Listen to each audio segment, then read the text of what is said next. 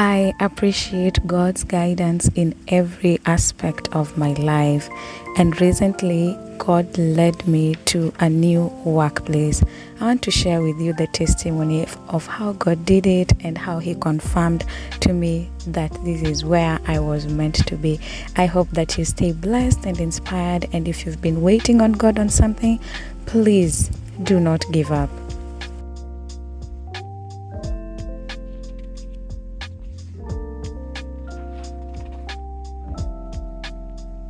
One of the things that I had shared in my vision board was to grow my career. I had 3 different things that I wanted to accomplish. One of them, which I haven't yet done, was to complete my MA studies. The other was to venture into research. And the final one was to get a better paying job.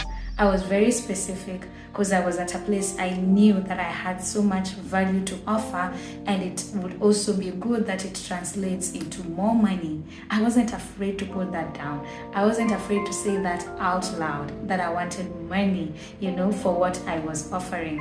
So guys, mid-year, I did apply for a certain job that required social workers. And after I applied, I just waited. I didn't even give it much thought because I was already attached somewhere else. And it was one afternoon, on a Friday afternoon, that I received a call that I'm to attend an interview on a Tuesday, 11 a.m. And it was during those times that there were maandamano, if you remember, and they would run weekly, probably from Monday, Tuesday, and Wednesday, and then Thursday and Friday there would be no maandamano, if I remember correctly. So this one was scheduled for Tuesday, and it was easy. I would just ask for an admission from work. I don't have to tell anyone that I'm going for a job interview. But it just happened that on the same day that I got a call to attend the interview, I also got a call from my senior that I needed to attend this research meeting. I have been involved in research work at my workplace, and this was just a continuation of what we were to do. So this meeting required me to be away from Sunday up until Tuesday, and it was also in Nairobi, but further away in Nairobi. So here I was. I had already given a yes for my interview, and here I was where I was employed, having to go for a meeting, which I could not say no to. I just said, yes, I will be there. But at the back of my mind, I was still thinking how these two would work out. Now, I told myself that I'm going to pack my certificates. I'm going to leave Nyeri with my certificates in my suitcase. And at least I tried. I tried. I did not just, leave them back. Now this is me conversing with God. I'm having faith. I am carrying them. I am ready for what may come. So I go for this research meeting. We check in on Sunday. We have our first meeting on a Monday. And it's going all the way up until Tuesday. Tuesday is the day that we are going to check out. So I am not disturbed at this point. So on Monday, it just happened that we were to end that session that day and now check out on a Tuesday very early in the morning, because something came up and we needed to do that. And here I am yes, now I can be free to attend the interview session. Remember, the interview had been slotted at 11 a.m. So I rejoiced at that news, because I knew I would be available. And so I called the HR at this new workplace and I tell them that I will be there. I am certain I'll be there, but just in case, can they schedule me for 11:30? And they're like, okay, that's no problem. We will do that. And so I am relaxed. I can even now start preparing for it. But then things change at around 4:30. Another change comes along that we will not be able to finish the things that we wanted to finish on that day. So it happens that we will finish the next day, because as it had been scheduled before, We were meant to finish on Tuesday, so we might as well just go according to the plan. And at this time, I am appointed, that's in the evening, I am appointed to be the rapporteur of what would happen when now there are some people that were meant to leave. So I was to update them on the deliberations that we were making. We were coming up with a research proposal, so we needed to finalize on some things before we go now to the field work. Now that I have been appointed a rapporteur, I feel like my hands are tied. I cannot move, I cannot escape, that. And I go easy on it. I'm like, God, so I carried the certificates. I was ready, like, it's you, So I said yes. I am like, yes, I oblige. I'll be the rapporteur. And then it's okay, we will, I don't have to make that decision. And it's not something that I'm making a decision for all the other people. And no one has to know no one has to know your business. So I said yes, and okay, I will do that. So on Tuesday, now with this new development, I need to call again. I remember I did call. Actually, what I did, I sent them now the schedule. See, the schedule runs up until lunchtime on Tuesday. That's when we are checking out. So I'm not able to come at 11 or 11:30 as agreed. And while I was on phone with the HR person, I asked, is it possible that you can schedule me for this interview at 3 p.m.? Because where I was is quite far to town, to Nairobi town. It's within, but it's very far, just because of the distance and also because of the traffic congestion.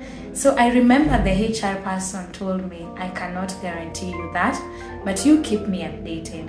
So I went through with Monday, with now Tuesday, I rapporteured, and we were able to finish at around. Sorry, I ran out of space there, and I had recorded for so long until I realized. So guys, I have left where on Tuesday we are done with lunch and everything. So we were going, and I actually did update the HR, like from the time we were leaving, I'm on the way, I'm this far, until I got there. I tell you, I got at the hotel where the interview was taking place at 3 p.m. and I was shocked, pleasantly surprised that they were there waiting for me, and only one person had left. I remember that before I sat down to undertake the interview, I thanked them for doing that. They didn't have to, they could have left. It could have been a no-show, but they waited for me. For that, I was eternally grateful for them. And at the end of the interview, I remember I told them that even if I don't have to see them again, that this one will remain to be just something that I will always remember. And I will say that they are also good interview panelists. So I went through the interview. I love interviews. I see interviews as a way to market myself and tell them what I bring on the table. And it just happened that this was also one of the things that I love to do, So at the end of the interview, God allowed me, God gave me a sneak peek experience into what their thoughts were. And there was a side room that I was given to just put down something on a sheet, and how they would contact me afterwards. And I could hear them talking about my resilience, talking about my personality, bubbly personality, talking about my eloquence. And I thanked God because it made me smile. Coming from all the way far and attending an interview when you're so late, there's a way it can interfere with you, it can make you nervous. But hearing that just made me settle down. So they told me that they were gonna call me after 3 weeks and let me know. And 3 weeks came and they lapsed, and it happened that I think it was a month or so after that I received a call to come and pick my offer letter. Of course, I was overjoyed, and I remembered conversing with God when I was on my way from Nyeri to Nairobi and asking God, I can be much more than this. Having trained as a social worker, you can be so much more. You can be a program officer, you can be a program manager, you can be a coordinator, you can be so much more. And this is not to say that social work isn't more, but there's so much more you can be. Like, social work is a branch, and it's a stem, and out of it can come many branches. And that's how I view myself. There's so much that I can be able to do. And I was conversing with God, and previous night before I made the journey, I remember my friend asked me, Karen, how are you gonna know that this is the work for you? You know what I told her? When I see the contract and I see how much money I am getting out of it, that is when I will know. And money isn't a bad driving factor, because for me, that was it. It was motivating, because I knew I had something to offer and I needed the money to match it, just as I had said at the beginning of the video. So that's what I told my friend. And now remember this journey I'm making, and while conversing with God, and what I can be much more, even though I had interviewed for a social worker. So I get there, I go to see the HR person, and I get my letter. And you know what I see? I don't see the contract. I don't see how much money I'm making. I just get the offer letter, and the contract will come afterwards. Let me tell you guys, I saw the contract. I saw the appointment letter, and I said yes. You know why? It was something different than what I had applied for, than what I had interviewed for. Guys, I was promoted at my first interview.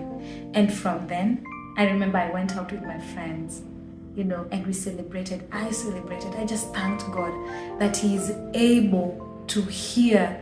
He is able to answer. And there's nothing that I cannot ask God. There's nothing that I cannot tell God. And I don't have to feel that I am ashamed. Like, God, this is what I want. But then, God, does that make me look bad? Does that make me seem bad? I don't have to worry about that when I'm talking to God. And that is how I accepted the job offer without seeing my contract. Now, let me tell you how I got the house.